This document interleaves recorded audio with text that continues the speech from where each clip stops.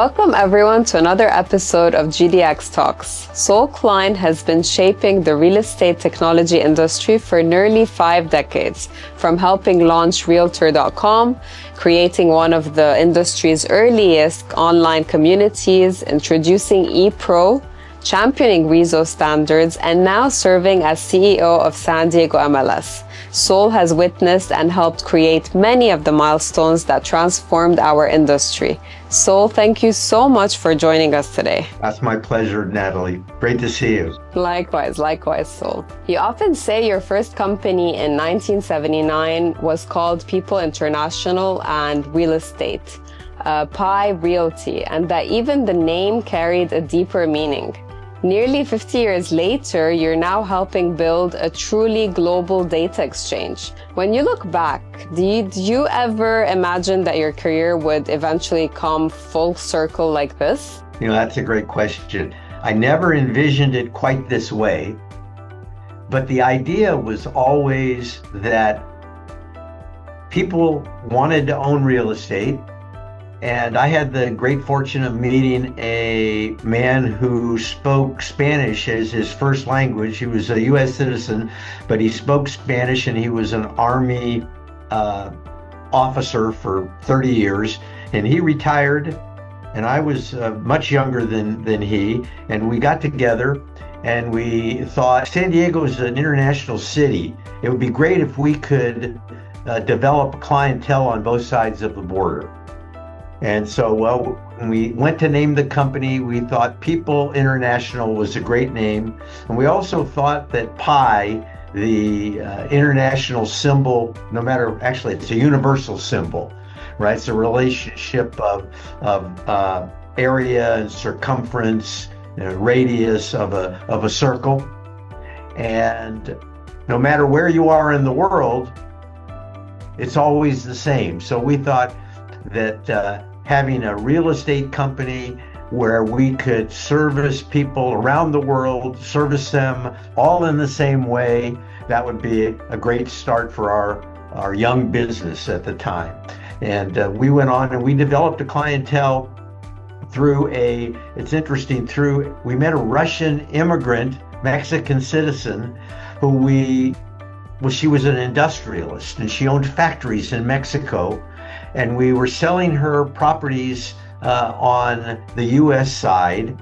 And after about 2 years, we had gained enough trust where she started to introduce us to her customers, the people who bought from her.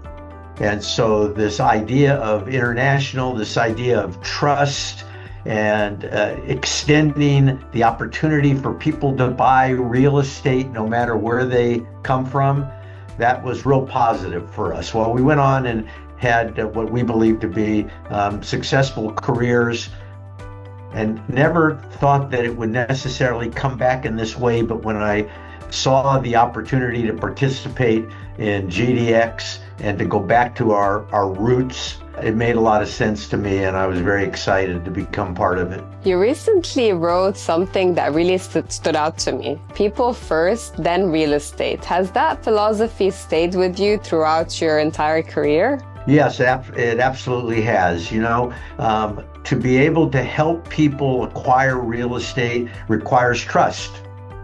And so you have to get to know people, and you have to earn their trust. And so for us, it always was people first, and do what you can to earn their trust, and then the business will come automatically. Will follow. That's a very interesting way to put it, actually. So you've spent decades building and leading MLS organizations. For someone watching this who may not come from an MLS market, what do you think people misunderstand most about what makes an MLS successful? MLS, multiple listing service in North America, in the United States and Canada primarily, is different than anywhere else in the world. And I think one thing there's actually a couple major points that make MLS. One is the type of listings that we take. And typically those are exclusive listings. While an MLS will accept any kind of listing, it built itself on the exclusive listing. And then the rules of MLS, which all MLSs follow. It's being challenged today and is making the environment a little bit more difficult. But we have this rule called mandatory submission. And so that meant if you wanted to join a broker cooperative, you wanted to join the MLS, you agreed to put all of your listings in within some time frame, say 24 hours or 48 hours. And it was mandatory that you put your listings in within that time frame. You weren't given the freedom. If you joined the MLS, you didn't have the freedom to pick and choose what listings you put in. You have to put them all in, because if you only had to put some in, you might hoard your best listings and only put the listings in that you can't sell yourself. And that wouldn't be a complete database to help create a real marketplace. And so this mandatory submission rule was critical to the initial growth of MLS in North America. And after a while, brokers trusted one another.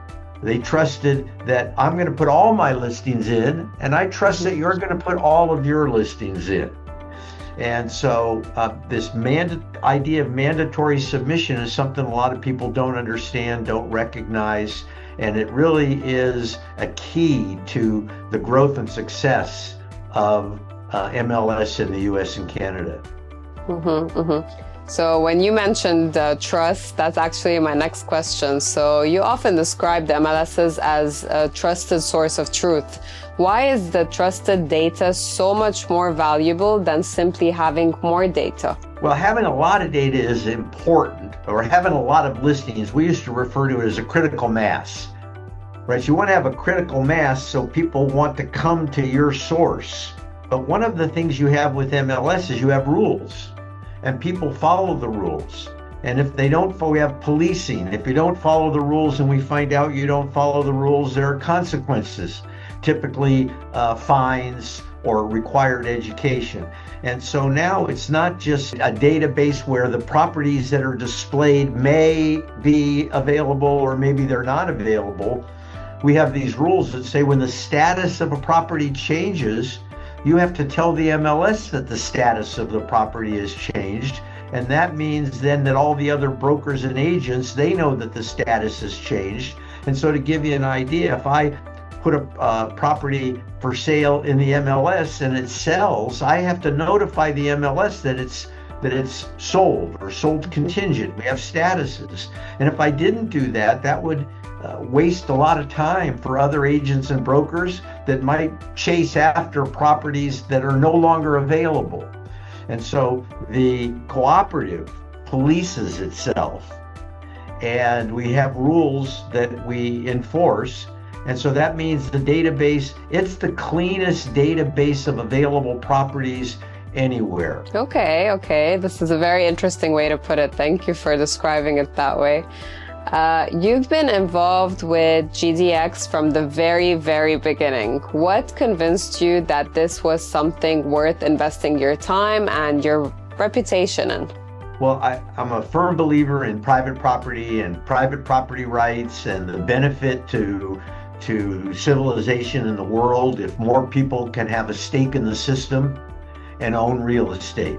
So very important to me that people have the opportunity to own real estate. And GDX looked like a way to spread that idea across the globe. And then when I looked at the other people who were interested in doing this, John D. Michel of Toronto, and Mary Jo Cowan of Stellar MLS, and John Kennedy in Ireland, and Sam DeBoard of RESO, because that's a key piece too, is standards.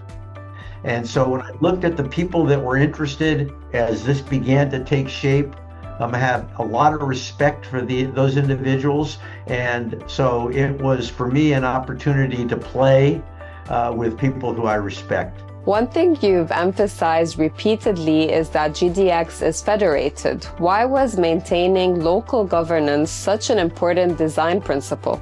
So you've probably heard the expression, all real estate is local. Mm-hmm. And so there are different traditions, different customs, different business practices. And if you want to bring together people around the world, in my mind, you have to give them the ability to continue to practice, to build the technologies that they need to build, to get them excited about then sharing at a different level or at a different layer. So federation, and you can define that in a number of different ways, but really, in my mind, you bring together nodes in a network where the local rules really remain, but you create a layer on top, and you make this possible through standards, and it's more enticing. It's not an aggregation of the data, and the participants, the nodes, decide what they're going to share, how much they're going to share, whether or not they share. So this idea of federation as opposed to a consolidation or an aggregation is a key piece. For people that are interested in the concept of federation, I always look at, in the US, we have many lending institutions or saving institutions, banks, where you can go to one bank kiosk and withdraw money, even though it's not your bank. Correct. Right? So the bank, each individual bank have their own rules, and your account remains with the bank, and yet you can go to any automated teller and you can extract money out of your account because these banks are like nodes in a network, and they all agree to participate and share, but each individual bank maintains its own rules and regulations. So the same holds true here as I look at it. It's a little bit more probably complex because of the amount of data that we're talking about with real estate, but I think the idea holds when you look at this. So federation is, in my mind, a very good way to describe what's being put together through this concept that we refer to as GDX. Actually, I think the way you gave this example makes perfect sense. It is a bit more complex when it comes to all of the data, but I like the way you gave this example. Many organizations hear global data exchange and immediately think, does this mean we're giving away our listings? What would you say to them? So we're not giving away our data, we're agreeing to allow our data to go to other parties. We still locally decide what fields, what data we allow to transfer, whether or not we allow it to transfer. This is not all the data being aggregated in one spot with one body governing. Again, back to this federation concept.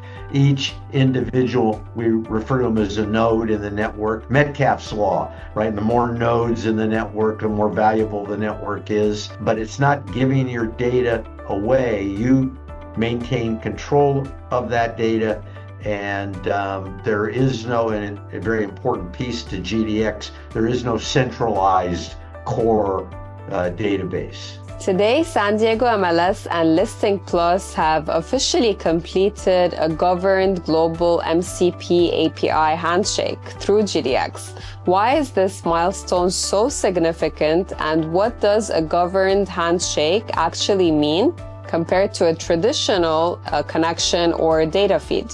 A data feed is typically the capability to distribute all the data. It's replicated, not that it's not through MCP, but it's replicated and sits on numerous servers.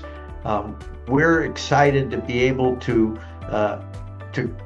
look at bringing together our data with data from other countries and to make it available through MCP server to large language models, and to then allow at some point consumers to be able to search these databases that come together in one, I'll call it a feed, but to make it available through MCP to whatever your large language model might happen to be. So you can query or you can ask questions in a way that the older MLS technologies didn't or don't allow. And so, again, to be able to do this with another body of listings, that's huge. Huge. For us, it's huge. It's exciting. And it's just another step.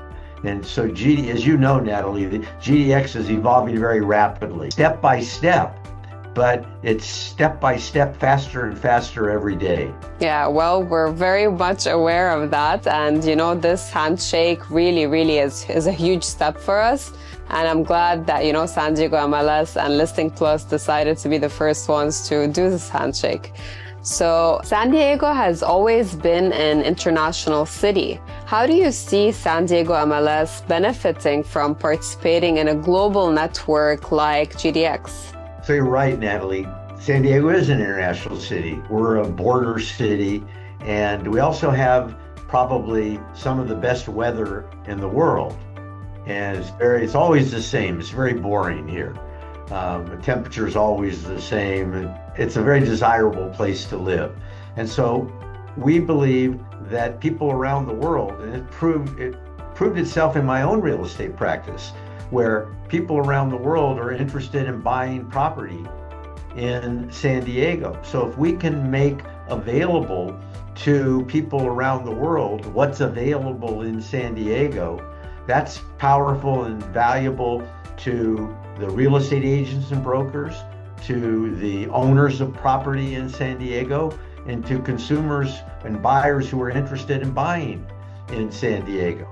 So this is for people who are interested in real estate in San Diego, it's great to be able to open the market up around the world. And we have people in San Diego that if they trusted the access to availability of properties in other countries like Italy, and if they trusted the source, then we might see more people from the United States buying properties in other countries. So it works both ways. And again, we're real excited just to be part of this and to do everything we can to promote the concepts of property ownership. Actually, funny thing is, Saul, I was born in San Diego, and my parents always used to say that, the reason we picked San Diego is because the weather is so good. I was born in March, so weather-wise, you sure have that right. What opportunities do you think this opens for your members that simply weren't, possible before? Well, to be able to see properties that are available around the world, to be in contact with real estate professionals around the world, the opportunity to assist their clients in their property acquisitions around the world, the opportunity to participate in referral networks. There's just a lot of opportunity as we start to open up the world. And the interesting thing about this to me, Natalie, is the more you think about it, the more opportunity that kind of pops into your head. And if you don't think about it, then the opportunities don't become visible. The more we think about this, the more we see the kinds of opportunities that are there. And this is exactly what I want us to show the rest of the world. So I want them to know that GDX grows, and just the opportunities here are timeless, So I really love the way you put it.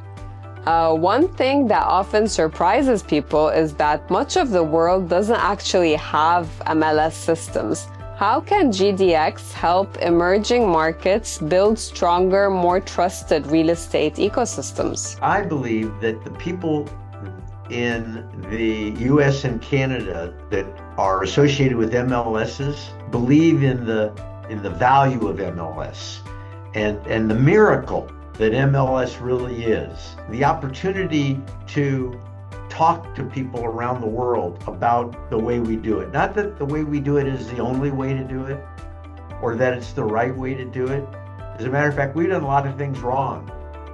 But to be able to collaborate and to spread the concepts, and that people in different countries are going to adopt and adapt in different ways. But the bottom line is there's going to be more availability for more people to get involved in property ownership. And what I like to say is that your wildest dream is not wild enough. You cannot imagine. It's just impossible from where we sit today to imagine what will happen as GDX continues to grow. Oh, I really, really love this. Do you see this as simply connecting existing MLSs or helping raise standards globally? A couple of different points there. You know, we have different networks of MLSs in the United States and Canada, but the ability to also tie into other, and we don't have to call them MLSs, other databases of available properties around the world is beneficial.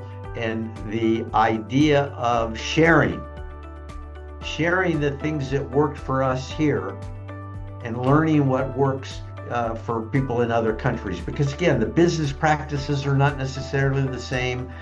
Listing contracts are not necessarily the same. Customs and traditions are not the same. But all of this can be enhanced by accurate database. And you bring in this idea of standards. And so that's another reason that to me this is so important, is to have global standards. And RESO has done a great job over the years to develop standards in the US, but if we can, and in Canada, but if we can then take this idea of standards, so much more can be done and accomplished technologically if we're all working with the same standards.